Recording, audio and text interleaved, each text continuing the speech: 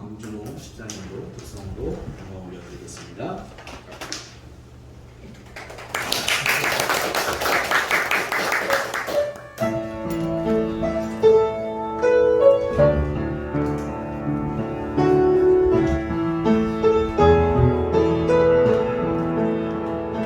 멀고 험한 이 세상 길 소망 없는 나그네의 길 방황하고 헤매이며 정처 없이 살아왔네. 의지할 것 없는 이 몸 위로받고 살고 가서 세상 문 따라가던 모든 것을 다 잃었네. 무거운 짐 등에 지고 쉴 것 없어 예처럼 쓰러지고 넘어져도 위로할 자 내겐 없었네. 세상에서 버림받고 귀한 세월 방황하다 아버지를 만났을 때 제 이름을 깨달았네.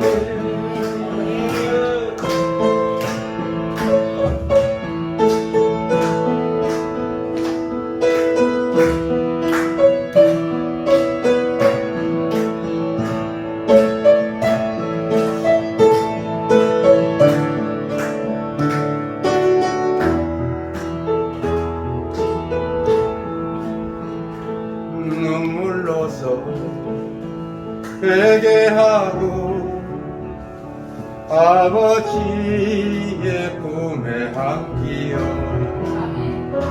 죄악으로 더럽힌 몸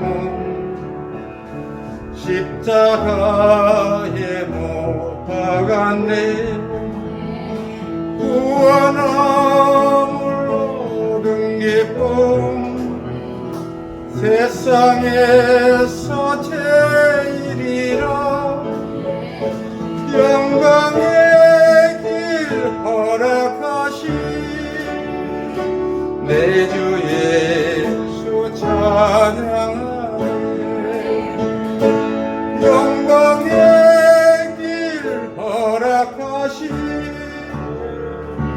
내 주 예수 찬양하네.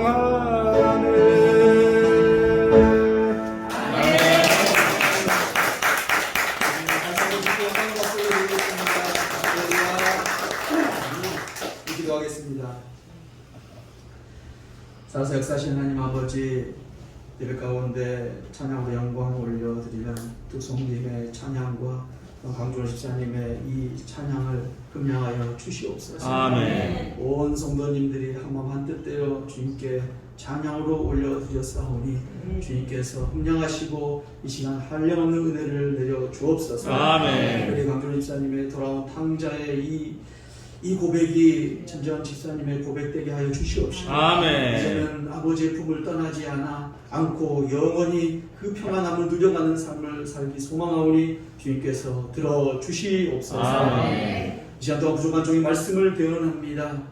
아버지, 주님께서 입술에 파수꾼 되어 주시옵시고, 아멘. 주님의 진리의 말씀만 선포할 수 있는 은혜가 있길 소망하오니 주님께서 도와주시옵소서. 아멘. 감사드리며 예수님 이름으로 기도드립니다. 아멘. 이렇게 기도하라 11번째 시간입니다. 오늘 말씀의 제목은 영광 받으시옵소서. 다 같이 한번 해보겠습니다. 영광 받으시옵소서. 네. 아멘. 말씀의 제목으로 함께 은혜 받는 시간 되시길 소망합니다. 아멘. 우리는 주님이 가르쳐 주신 기도를 함께 나누고 있습니다. 우리가 지금까지 나눈 것은 주기도문의 7개의 강구를 함께 나누었습니다. 또한 그 강구는 하나님을 향한 3가지 강구와 우리를 위한 4가지의 강구로 되어 있었습니다. 하나님을 향한 강구는 하나님은 우리 아버지가 되어 주시고 거룩히 여김을 받으시며 하나님 나라가 이 땅 가운데 임하게 하는 기도였습니다. 4가지를 우리를 향한 4가지의 기도는 육신을 위한 일용할 양식을 주옵시고 영을 위한 죄를 사여 주옵시고 시험에 들지 않게 하옵시며 악에서 구원하여 주옵시라는 그러한 기도였습니다. 여기서 주님이 가르쳐 주신 기도는 끝이 났습니다. 그런데 본문의 13절에 보면 송영이라 불리는 한 구절이 성경 본문 가운데 괄호 안에 제시되어 있습니다. 우리 함께 봉독해 볼까요? 나라와 권세와 영광이 아버지께 영원히 있사옵나이다. 아멘. 엄밀히 말하면 이 부분은 예수님께서 가르쳐 주신 기도가 아니라 주기도문에 포함되어서는 안 되는 부분입니다. 그래서 본문과 병행 구절인 누가복음 11장에서는 이 송영 부분이 나와 있지 않습니다. 처음 성경은 우리가 지금 보는 것처럼 쉽게 책으로 만들어지지 않았습니다. 처음에는 입에서 입으로 전해졌었던 것이죠. 그러다가 글로 쓰여지게 되었는데 구약은 히브리어로 신약은 헬라어로 쓰여졌습니다. 아직까지 이런 성경의 특성상 최초의 성경은 찾지 못하고 있습니다. 지금도 두루마리 형식으로 되어 있는 성경이 계속 발견되고 있는 것이 현실인 것이죠. 정리하자면 최초에 기록된 성경 사본을 보면 송영이 나와 있지 않고 또 어떤 사본에는 나와 있는 것을 볼 수가 있는 것입니다. 그럼에도 불구하고 지금까지 역사적으로 매우 가치 있는 송영으로 주기도문과 함께 낭독되어 있다는 것을 우리가 기억해야 할 것입니다. 예전적으로 매우 중요하게 여겨져 초대교회 때부터 사용되어 온 것입니다. 조금 더 살펴보면 송영 부분은 후대교회가 주님께서 가르쳐 주신 기도를 기도문 형태로 구성하려는 목적으로 첨가된 것입니다. 학자들에 따르면 주기도문의 송영은 주후 2세기 이전부터 사용되었다고 합니다. 그리고 이 송영은 역대상 29장을 모태로 하고 있다는 것이죠. 함께 보시겠습니다. 29장 11절부터 13절까지 말씀입니다. 여호와여 위대하심과 권능과 영광과 승리와 위엄이 다 주께 속하였사오니 천지에 있는 것이 다 주의 것이로소이다. 여호와여 주격 주권도 주께 속하였사오니 주는 높으사 만물의 머리이심이니이다. 부와 뒤가 주께로 말미암고 또 주는 만물의 주제가 되사 손에 권세와 능력이 있사오니 모든 사람을 크게 하심과 강하게 하심이 주의 손에 있나이다. 우리 하나님이여 이제 우리가 주께 감사하오며 주의 영화로운 이름을 찬양하나이다. 아멘. 당시 유대인들의 기도문에는 특징이 있었습니다. 초대교회 성도들은 개종한 유대인들이었잖아요. 누군가 앞에 기도문을 선창하면 뒤에 그 기도문에 대한 응답으로서 모든 회중이 응답하는 것이 바로 이 송영이었다는 것이죠. 그래서 그들에게 송영이 없는 기도문을 생각할 수가 없었던 것입니다. 비록 예수님께서 제자들에게 송영이 없는 주기도문을 가르쳐 주셨다고 할지라도 그 후에 제자들과 초대교회 교인들이 유대인의 간섭에 따라 주기도문에 영광성을 붙여서 사용하였던 것입니다. 조금 복잡한 것 같지만 정리하자면 이렇게 되는 것이죠. 괄호 안에 들어있는 송영 부분이 예수 그리스도께서 직접 가르쳐 주신 기도문이 아니라는 사실이 분명하기 때문에 주기도문 자체와 동일한 권위를 갖지는 못한다는 것입니다. 그럼에도 주기도문을 예배와 신앙생활 속에서 활용할 때에는 기도를 하나님 앞에 올리는 탄원자로서 우리가 마지막 기도를 받으신 하나님께 대한 신앙 고백을 송영으로 바치는 것이 마땅하다는 것입니다.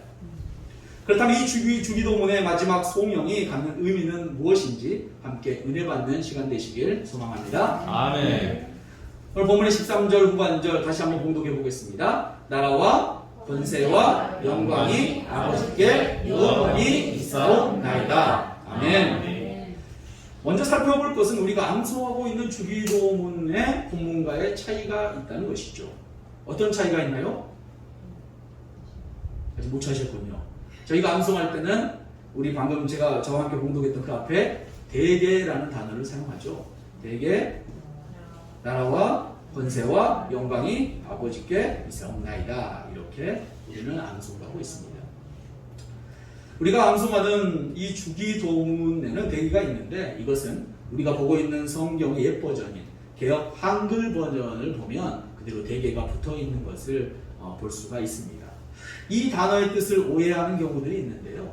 이 의미는 큰 개라는 의미가 아니라 큰 개라는 한자가 아니라 큰 대에 덮을 개를 쓰는 것입니다. 큰 대자에다가 덮을 개를 쓰는 것이죠. 해석하자면 큰 원칙으로 말하던대 혹은 일의 원칙으로 미루어 보건대 라는 의미를 지니고 있습니다. 신약에서 쓰인 헬라어 원문을 보면 호티라는 단어를 쓰고 있는데요. 이 단어는 접속으로서 왜냐하면 이는 정도의 의미를 갖고 왜냐하면 이런 의미를 갖고 있는 것이죠. 그러니까 지금 주기도문을 쭉 예수님 가르쳐주신 주기도문을 끝까지 하고 나서 왜냐하면 또한 일의 원칙에 미뤄보건대 그러니까 다만 악에서 구하시옵소서 일의 원칙으로 미뤄보건대 나라와 권세와 영광이 아버지께 영원히 있사옵나이다 이렇게 고백하는 것입니다. 그래서 그 대개라는 단어를 사용하고 있었다는 것이죠. 우리가 기억해야 할 것은 대개의 단어가 있고 없고가 아니라 기도의 목적은 하나님께 영광 올려드린다는 것입니다. 물론 이러한 목적은 기도뿐만 아니라 우리의 삶의 모든 이유가 되어야 한다는 것이죠. 그럼에도 불구하고 기도를 마침에 있어서 강조하고 있다는 사실을 기억해야 할 줄로 믿습니다. 이 송영의 핵심은 그 나라와 권세와 영광이 우리의 기도를 들으시는 하나님 아버지께 영원히 있다는 찬송입니다. 그 나라와 권세와 영광은 곧 그리스도께서 이 세상에 오신 가장 중요한 이유였고 하나님께서 제자들을 비롯한 모든 인류에게 전심으로 누리게 하고 싶으셨던 최고의 행복이 핵심이라는 것입니다. 먼저 그 나라는 아버지께 영원히 있다고 말씀하고 있습니다. 그 나라는 하나님이 통치하시는 하나님의 나라를 의미합니다. 이 하나님 나라는 옛 에덴의 회복을 의미하고 있는 것이죠. 아담과 하와는 에덴에서 행복하게 살 수 있었습니다. 그 이유는 하나님께서 전적으로 통치하는 곳이었기 때문입니다. 다시 말하면 하나님과 동행하는 곳이 에덴이었다는 것이죠. 이 에덴이야말로 하나님 나라의 참 모습인 줄로 믿습니다. 그런데 사단으로 인해서 아담과 하와는 이 에덴에서 쫓겨나게 된 것이죠. 그런데 하나님 나라를 속하지 못한 우리들을 불쌍히 여기셔서 하나님의 나라를 회복하실 메시아 곧 예수 그리스도를 이 땅에 보내주신 것입니다. 그래서 그 예수님을 나의 구주로 믿기만 하면 우리는 하나님 나라의 백성이 되는 줄로 믿습니다. 그래서 하나님 나라는 이미 우리에게 임한 것입니다. 마태복음 12장 28절 말씀입니다. 그러나 내가 하나님의 성령을 힘입어 귀신을 쫓아내는 것이면 하나님의 나라가 이미 너희에게 임하였느니라. 할렐루야. 하나님의 나라가 이미 우리에게 임한 줄로 믿습니다. 그럼 어떤 의미에서는 그 나라는 아직 완전하게 성취되지 않았습니다. 그 성취의 끝은 언제인가요? 아멘. 바로 예수님께서 재림하신 그때가 바로 이 하나님 나라의 성취의 끝인 것이죠. 예수께서 재림하셔서 세계 만국 백성을 심판하실 때 결국 하나님의 나라는 완성되는 것입니다. 그때는 예수를 구주로 믿지 아니하는 자들은 지옥 영벌에 떨어지게 되고 예수님을 믿는 자들은 영원한 천국에서 하나님과 함께 살아갈 줄로 믿습니다. 그래서 주기도문에 기도하는 예수 그리스도의 제자들과 하나님의 자녀들은 이미 임한 하나님의 나라 속에 속한 백성인 동시에 아직 완전하게 하나님 나라 통치가 임하지 않는 세상 나라와의 싸움 가운데 있는 것입니다. 그래서 주기도문 가운데 하나님 앞에 아버지의 이름이 거룩히 여김을 받게 해달라는 기도로 시작해서 마지막으로 우리에게 악에서 구해달라는 기도까지 드릴 수밖에 없는 것이죠. 만약 그 나라가 완전히 이 땅 가운데 이루어졌다면 이런 강구가 성취되었을 것이니까 이미 성취되었기 때문에 기도할 필요가 없는 것이죠. 하지만 이 땅 가운데 아직 완전히 임하지 않은 하나님 나라이기 때문에 우리는 세상 나라, 세상 권세 잡은 사단들과의 항상 싸움 가운데 있는 것인 줄로 믿습니다. 주기도문 전체는 이미 하나님 나라가 이루어져 그 통치 아래 살아가고 있으나 아직 통치가 온전히 이루어지지 않은 세상 나라와의 긴장 관계 속에서 투쟁하며 충성스럽게 살아가는 그리스도인들의 전투적인 삶을 그리고 있는 것이 이 주기도문 안에 포함되어 있는 내용이라는 것입니다. 우리 역시 치열한 전쟁이 주는 긴장 속에서 살아가고 있습니다. 그런데 중요한 것은 이 전쟁 가운데 우리가 이길 수도 있고 질 수도 있다는 것이 아니라는 것입니다. 이 전쟁은 이미 주어진 승리 가운데 있는 전쟁인 줄로 믿습니다. 왜 승리 가운데 항상 있는 것입니까? 예수님께서 이미 십자가에서 다 지셨고 부활하심으로 모든 것을 이긴 줄로 믿습니다. 잠깐 주어진 세상 나라와의 싸움 가운데 진 것 같고 넘어지는 것 같지만 하나님 나라는 이미 임하였고 하나님께서 영원히 계시기에 그 나라는 반드시 이 땅 가운데 도래할 줄로 믿습니다. 중요한 것은 이 전쟁 가운데 세상 나라를 정복하여 하나님 나라로 바꿀 소명을 하나님께서 이 교회 가운데 주셨다는 것입니다. 그래서 교회는 하나님 나라의 모형인 것이죠. 교회에서 하나님 나라를 맛볼 수 있어야 합니다. 할렐루야. 세상 나라의 사람들이 도대체 하나님 나라는 어떤 나라인가 하고 물어본다면 우리는 그 사람에게 당당하게 이야기해야 합니다. 뭐라고 이야기합니까? 네, 저희 교회에 오시면 됩니다. 이렇게 얘기하면 됩니다. 제가 말씀드리지 않았습니까? 하나님 나라의 모형이 어디라고요? 교회라고요. 교회. 하나님께서 이 땅 가운데 예수님께서 승천하시면서 교회를 허락하여 주셨어요. 그 교회는 바로 하나님 나라를 맛볼 수 있는 곳이 교회라는 것이죠. 그렇기 때문에 우리가 전도할 때 하나님 나라가 어딘데? 라고 이야기하면 저희 교회에 오시면 하나님 나라를 맛볼 수 있습니다. 라고 이야기하는 것입니다. 물론 이 교회도 완벽하지 않습니다. 형제 자매들 간에 의견 충돌이 있을 수 있고요. 시기와 다툼이 있을 수도 있습니다. 그럼에도 말씀 앞에 우리 모습을 돌아보며 성령 하나님의 통치를 받으며 돌이켜 회개하고 서로 용서하는 공동체가 우리 교회 공동체이기 때문이죠. 그리고 날마다 서로 사랑하겠다고 고백하는 공동체가 우리 교회 공동체인 것입니다. 우리 그런 의미에서 옆 사람 한번 바라보십시오. 이렇게 고백했으면 좋겠습니다. 예수님의 사랑으로 사랑합니다. 예수님의 사랑으로 사랑합니다. 옆 사람만 말고 멀리 가장 미운 사람 한번 쳐다보세요. 내가 제일 미워했던 사람 한번 쳐다보세요. 네, 저를 다 쳐다보고 계시네요. 한번 인사합시다. 예수님의 사랑으로 사랑합니다. 예수님의 사랑으로 사랑합니다. 아멘. 제가 전에도 한번 말씀드리지 않습니까? 예수님의 사랑으로 사랑한다는 말이 어떤 의미라고요? 예수님께서 우리를 어떻게 사랑하셨습니까? 십자가에서 죽기까지 사랑하셨기 때문에 예수님의 이름으로 사랑한다는 말은 내가 죽기까지 당신을 사랑하였습니다 라고 고백한 줄로 믿습니다. 아멘. 사랑하는 성도 여러분, 그러면 우리는 매일 아침 눈을 뜨며 맞이하는 일상의 전투적인 삶을 살면서 마음 깊은 곳에서 확고한 믿음으로 그렇게 소명으로 하나님께 영광 올려드려야 하는 것입니다. 오늘 이 하루도 내 안에 하나님 나라가 임하게 하여 주옵소서 라고 눈을 뜨자마자 그렇게 기도로 나아가야 한다는 것이죠. 어떠한 영적 전투 가운데서도 예수 그리스도를 의지함으로 말미암아 승리하게 해달라고 기도를 드려야 한다는 것입니다. 우리의 힘으로 완성하지 못한 그 나라가 반드시 하나님의 주권적 권능으로 성취될 것임을 믿으며 살아가는 주님의 은혜교회 성도님 되시길 소망합니다. 소명 두 번째는 그 권세는 아버지께 영원히 있다는 것입니다. 이 권세는 능력 혹은 힘을 의미하는 것입니다.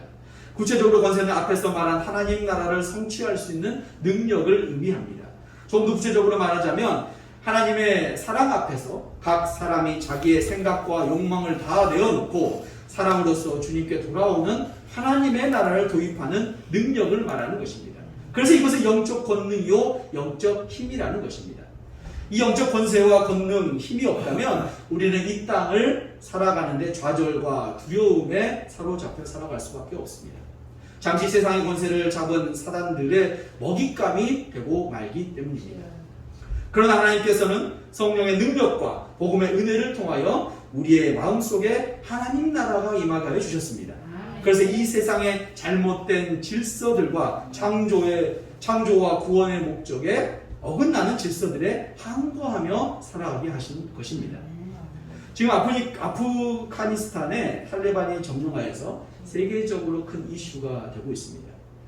세계 나라들은 탈레반으로 인해 아프가니스탄이 자신들의 나라에 어떤 영향을 미치게 될 것인지 계산기를 다 두드려보고 있는 것이죠. 종교적으로 보면 탈레반은 강경한 이슬람을 따르고 있습니다. 그러다 보니 기독교를 탄압하고 그들의 성경인 코란을 들어서 죽이기까지 하고 있습니다. 무엇보다 이들이 기독교를 철저히 반대하는 이유는 다른 종교들과 다르게 성경은 하나님의 형상을 닮은 인간의 존엄성을 존중하기 때문입니다. 아프가니스탄에 미국에 의해서 도움을 받을 때는 기독교가 복음을 전함으로 인해 여성들이 얼굴을 덮은 히잡을 벗고 얼굴을 드러내고 다녔죠. 벽화에 얼굴을 드러내는 여성들의 모습이 그려지고 사진들이 붙여 있었습니다. 그런데 탈레반이 점령된 지금은 다시 히잡을 쓰고 다녀야 하고 여성들은 혼자서 절대 집 밖을 돌아다닐 수 없게 되었습니다. 하다못해 어린 남자아이라도 손을 잡고 나가야 된다는 것이죠. 여성을 차별하고 학대하고 살아가고 있는 것이 이 이슬람 국가인 것입니다.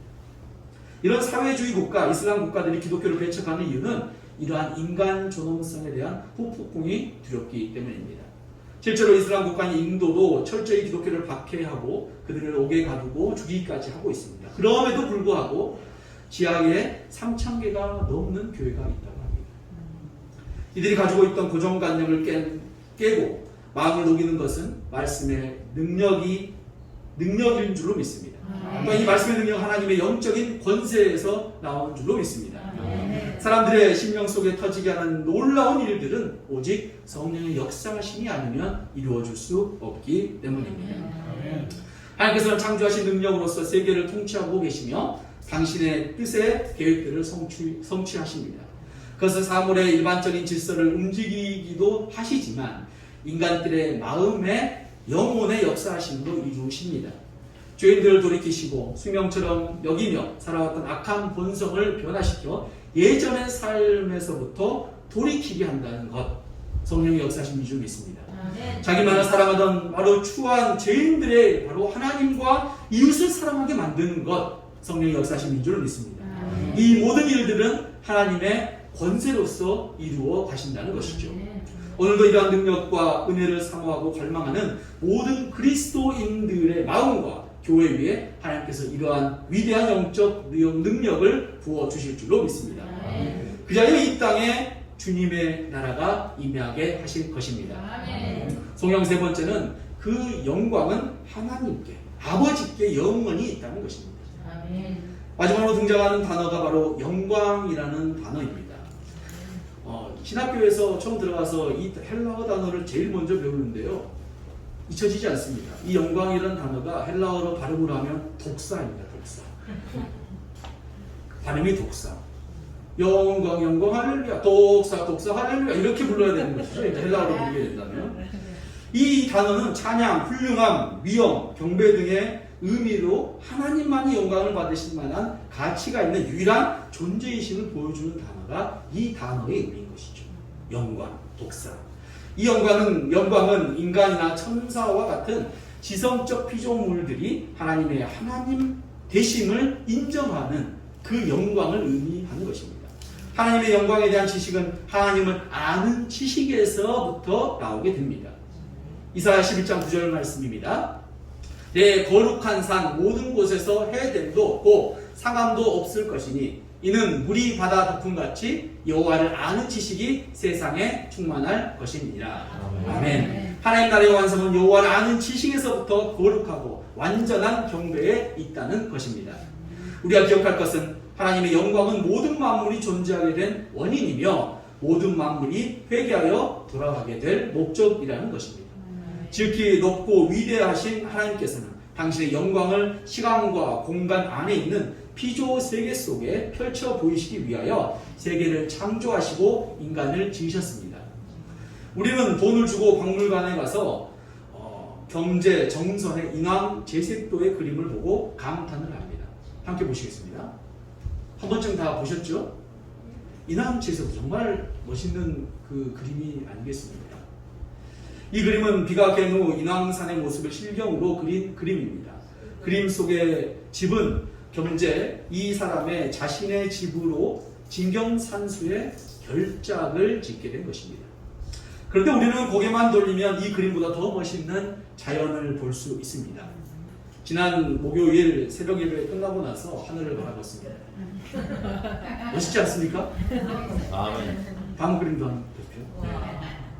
어떻게 저렇게 멋있는 알록달록한 빨갛게 그 물든 하늘을 저희 눈으로 볼 수 있을까요?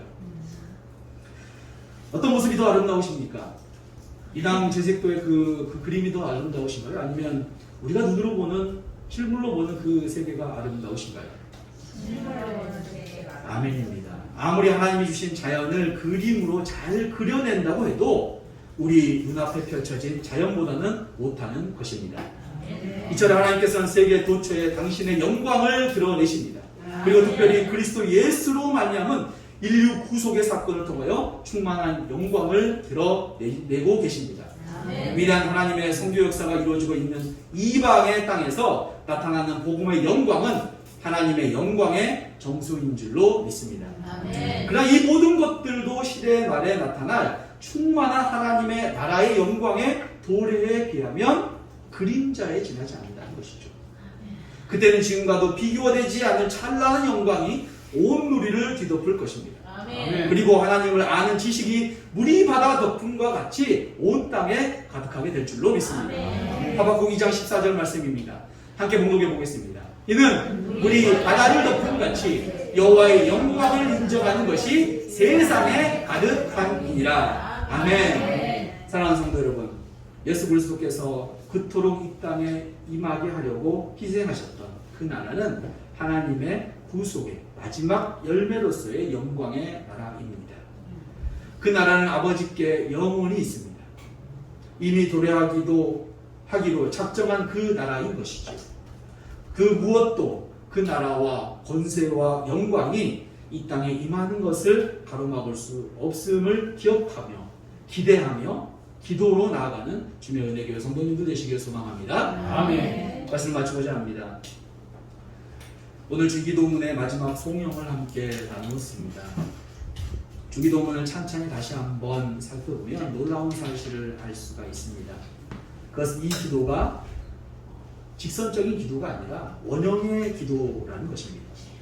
주기도문의 시작이 어떻게 되나요? 하늘에 계신 우리 아버지, 하나님에 대한 기도로 시작합니다. 그리고 또 소명을 하게 되죠. 거룩히 여김을 받으시오며 하나님 나라가 이 땅 가운데 임하기를 기도하게 됩니다. 우리를 향한 강구는 육신을 위한 일용할 양식, 영을 위한 죄사함, 또한 시험에 들지 않게 또한 악에서 구원해달라고 또한 기도를 드립니다. 그리고 끝으로 나라와 권세와 영광이 아버지께 영원히 있음을 찬양하게 됩니다. 시작과 끝이 무엇으로 되어 있나요? 송영으로 되어 있다는 것을 우리가 발견할 수 있죠. 다시 말하면 하나님의 영광으로 시작하여서 영광으로 끝나는 기도가 주기도문이라는 것입니다. 그렇다면 우리가 기도하는 주기도문의 강구의 목적은 하나님의 영광을 위하여 강구하는 것이라는 것입니다. 그러므로 일용할 양식, 죄를 사하시고 시험에 들지 않고 악에서 구함의 강구는 오직 우리의 영광이 아니라 우리의 필요가 아니라 우리 오직 하나님을 위한 삶을 살기 위한 것인 줄로 믿습니다. 오늘날 많은 그리스도인들이 주기도문을 버리고 주기도문과 상관없는 삶을 산다고 할지라도 반드시 그 나라는 올 것입니다. 그 권세는 임할 것이며 그 영광은 충만하게 나타날 것입니다.